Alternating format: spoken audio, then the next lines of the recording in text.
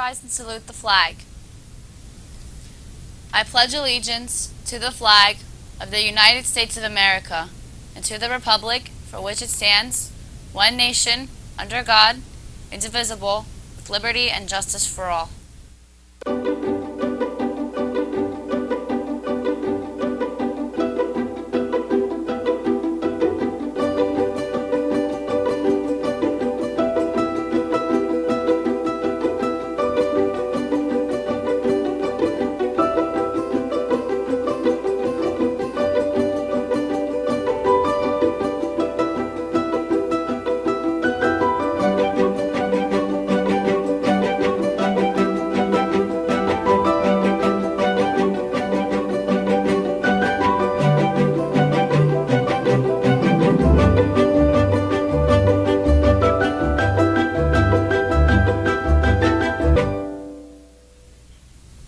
Good morning and welcome to RPtv. Today is Tuesday, March 8th, 2022. After reaching temperatures in the 70s, there was quite a change in the weather and cooler temperatures have returned on the heels of strong wind gusts. Alana has that report.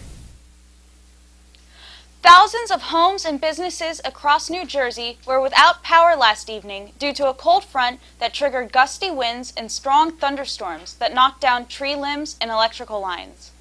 All of the state's 21 counties were under formal wind advisories through early morning because of winds that could gust as high as 50 miles per hour and possibly as strong as 70 miles per hour at times. As of 10:10 p.m. last night, over 35,000 homes and businesses across New Jersey had lost power, according to outage data from the state's utility companies. Luckily, there appears to be no power outages in Roselle Park, so there is no need to worry. However, do look out for falling branches from trees, as I myself almost tripped on one on my size. It has been a while since the indoor ski slope in the American Dream Mall was operational, but repairs have been made and it has been rescheduled for reopening. Cooper has the details. Big Snow, the indoor ski and snowboard park at American Dream Mall, has finally set a reopening date, Memorial Day weekend. The 16-story, 1,800,000 square foot venue closed on September 25th when a pre-drawn electrical fire started near the top of the slope. Initially, the company representatives said it would reopen after Halloween, then in early in 2022. But logistical constraints caused delays. The item that has caused us the longest delay was an issue related to the fire suppression system within the dome, said Hugh Reynolds, Chief Marketing Officer for Snow Partners, Big Snow's parent company. That is what we've been working on. Final insurance approval to make those repairs. There are a few different insurance companies involved in our claim. We had to sort out whose responsibility those repairs were going to be. Big Snow was North America's first real snow ski and snowboard park, initially opened in December 2019, with 3 slopes that had buried in 2 feet of snow and kept a consistent 28 degrees. It's located inside American Dream Mall, the 3.3 million square foot shopping, entertainment, and dining complex in the Meadowlands. Now it's time for announcements. There will be a meeting of the Art Club and NAHS Friday after school in room 102. Newspaper Club will meet this Thursday, March 10th in room 2 after school. Yearbook ads are on sale for the class of 2022. See Mr. Fucci with any questions. Job opportunities. Joe's Rotisseria is hiring dishwashers and someone to answer the phone and take orders. Please call Joanne at 917-669-7636 for more information or apply in person at 547 Westfield Avenue West, Roselle Park. The Community Methodist Church in Roselle Park is looking for a computer-savvy student to assist with updating their church website. The student would be compensated. For more information, reach out to Mrs. Woodruff at 908-358-2048. A local senior citizen is looking for a student, preferably female bilingual, to teach her basic computer skills. Interested students, please talk to your guidance counselor. The Multicultural Fashion Show is set for Wednesday, April 6th at 4:30 p.m. There will be dancing, food, and other fun activities, so get yourself ready to have a great time. Chorus Club will hold its next meeting on Tuesday, March 15th at 3 in the music room, room 22. New members are welcome. For more information, contact Mr. Wachowski. The Ecology Club will be collecting old mascara wands. A collection box will be placed in the office. They are also collecting the disposable contact plastic packets and used contacts for recycling. Thank you for making the earth a cleaner place, and remember to reduce, reuse, and recycle.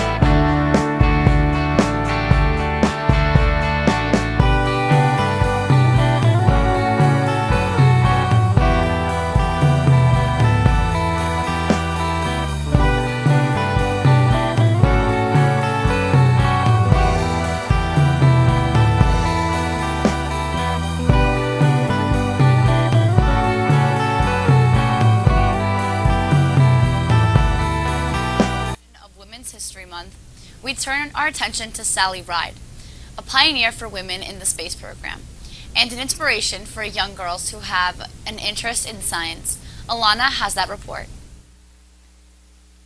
Sally Ride was an American astrophysicist and astronaut. Born and raised in California, she attended Stanford University and earned a master's degree in physics and a PhD in astrophysics. In 1978, she joined NASA, where she became an astronaut and helped redesign the robot arm for the space shuttle. In 1983, she became the first American woman in space. She flew on a second mission the following year. She also served on the commissions that investigated the Challenger and Columbia disasters. In 1989, she became professor of physics and director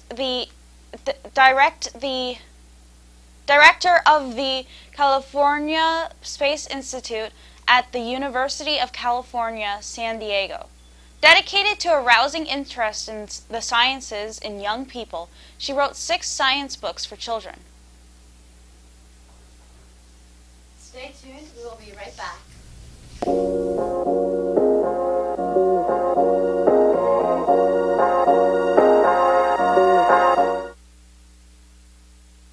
This is incredible. Who did this?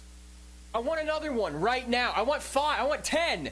Give me 11 of these. Please. Shut up and take my money.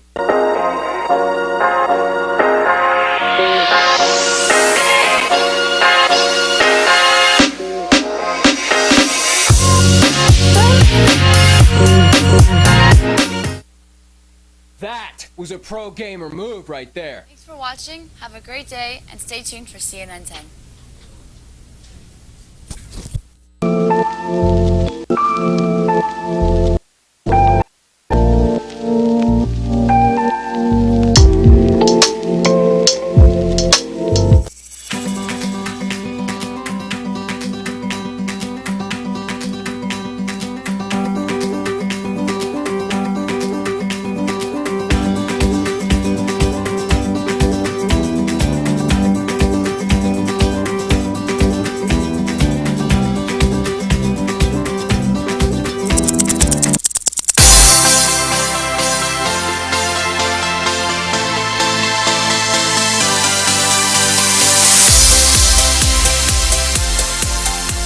Hi, I'm Carl Azus. It's always good to have you watching our show. In recent days, as we've shown you Ukrainians hiding in shelters or leaving their homes during the Russian military invasion of their country, you might have noticed they included the elderly as well as women and children. But where are the young men? When Russia launched what it called a, quote, special military operation in Ukraine on February 24th, Ukrainian President Volodymyr Zelensky declared martial law when a country's armed forces take control during a national emergency. Part of that made it illegal for men between the ages of 18 and 60 to leave Ukraine. Some of them have been drafted into the Ukrainian military, others may be in the days ahead. And the nation's government says more than 66,000 Ukrainian men have returned there from other countries to join the fight against Russian troops. It also says more than 20,000 foreign volunteers from 52 nations have said they'd join the fight on Ukraine's behalf. Meantime, a U.S. defense official says Russia is trying to recruit foreign fighters as well, including people from Syria, to supplement Russian forces in Ukraine. We don't have an estimate on how many foreign troops might be involved on the Russian side, but U.S. officials say that country's fight in Ukraine has been harder than the Russian government expected. Russia said at the beginning of its invasion that it would only target Ukrainian military sites, but several civilian sites, from apartment buildings to college buildings to a Ukrainian Orthodox church, have been damaged or destroyed. As far as casualties go, we don't know how many thousands of people have been killed in the conflict. The Russian and Ukrainian governments give vastly different counts when it comes to their soldiers' deaths. But the United Nations says it believes more than 400 civilians have lost their lives. The UN also says more than 1.7 million Ukrainians have left their homes. Many are crossing their country's border into Moldova, a much smaller nation south of Ukraine. Простите, вы с какого города? Николаева. This is a family that has just crossed the border from Ukraine into Moldova. They came from the town of Nikolaeva, scene of some pretty intense fighting. And they are some of the hundreds of people that we've seen crossing this border in just the last couple of hours, in the cold, in the snow flurries. People with very little children in strollers, and now suddenly refugees. The amount of humanity that has crossed the borders from Ukraine into Moldova in just the last week and a half, more than 230,000 people. I spoke with Moldova's prime minister, who predicts this situation will get much, much worse. So every eighth child in Moldova is now a refugee. So about 3/4 of the refugees are actually staying with families. A lot of Ukrainians have friends or relatives in Moldova, but also regular people have just taken in Ukrainian families and invited them into their homes. Complete strangers? Yes, absolutely. Do you think the refugee exodus will get worse in the days and weeks ahead? I'm afraid so. The Moldovan government is providing free transport for people from the border. They have opened their doors to these Ukrainian refugees, but Moldova is a small country and clearly needs help with this. I spoke with one grandmother who was holding her 4-month-old granddaughter, who said her home had been destroyed by Russian troops in the town of Nikolaev, and she blamed Russia for this uprooting of humanity, for the uncertainty and fear and trauma that her family has been put through. She used the Russian government's words against them. She said, Moscow says it has come to liberate us. Look at how we are being liberated from our homeland. Ivan Watson, CNN, on the Ukraine-Moldova border. 10-second trivia. What is the most common tiger subspecies in the wild? Bengal, Siberian, Sumatran, or Indo-Chinese? The most common subspecies of tiger is the Bengal, though it's still considered endangered. While conservationists believe a few thousand Bengal tigers are left in the wild and that their numbers may be increasing, researchers think the number of wild Indo-Chinese tigers is somewhere in the hundreds. That's why this footage, captured in western Thailand 2 years ago, was such a big deal. Remote cameras filmed 3 young Indo-Chinese tigers and gave hope they may be returning to the forests. Conservationists are trying to help them along. This lush tropical forest in northwest Thailand is hiding a rare endangered species. It's one of the last bastions for the Indo-Chinese tiger.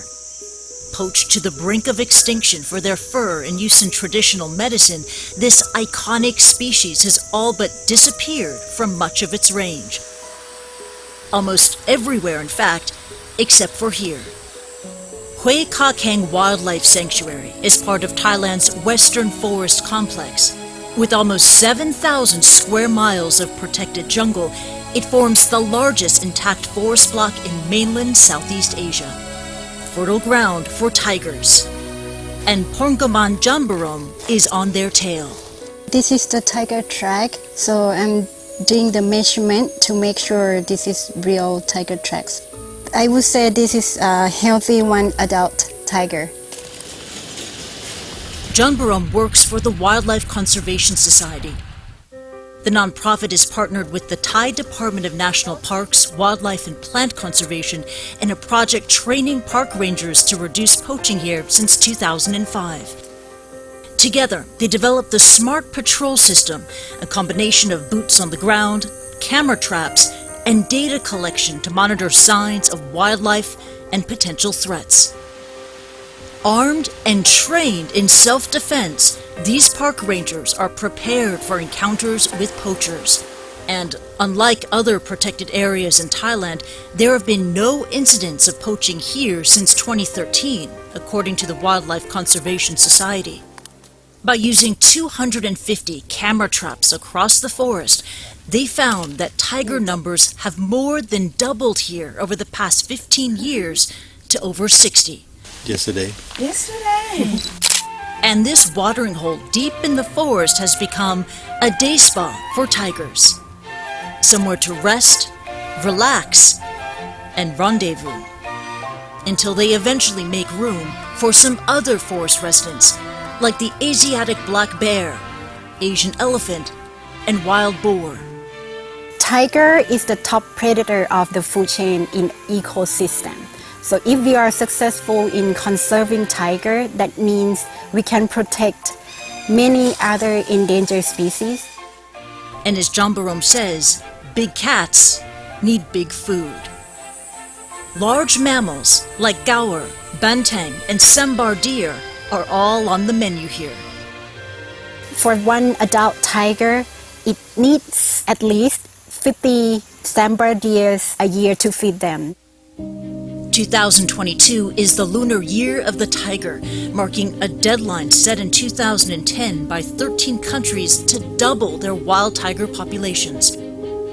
So far, evidence suggests global tiger numbers are on the rise, but their range has continued to decline. Jambarom is hopeful for Thailand's tigers. For example, Hue Ka Keng right now, we are the biggest home of Indo-Chinese tiger population. So while tigers worldwide face an uncertain future, these tigers can relax, at least for now.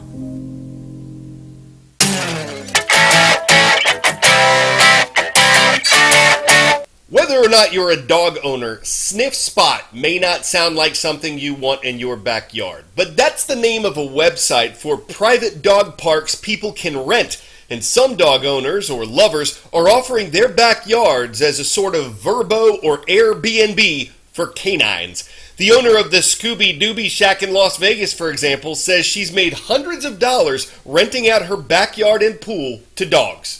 But would this rental idea work for other pets? Doing this for fish would go belly up. Ferrets would try to weasel their way out. Rabbits could escape with a hop, skip, and a jump. Guinea pigs would have to be willing guinea pigs. Snakes would try to squeeze you out of every last penny. Hamsters give good shavings, but not much savings. And cats tend to litter, so probably not.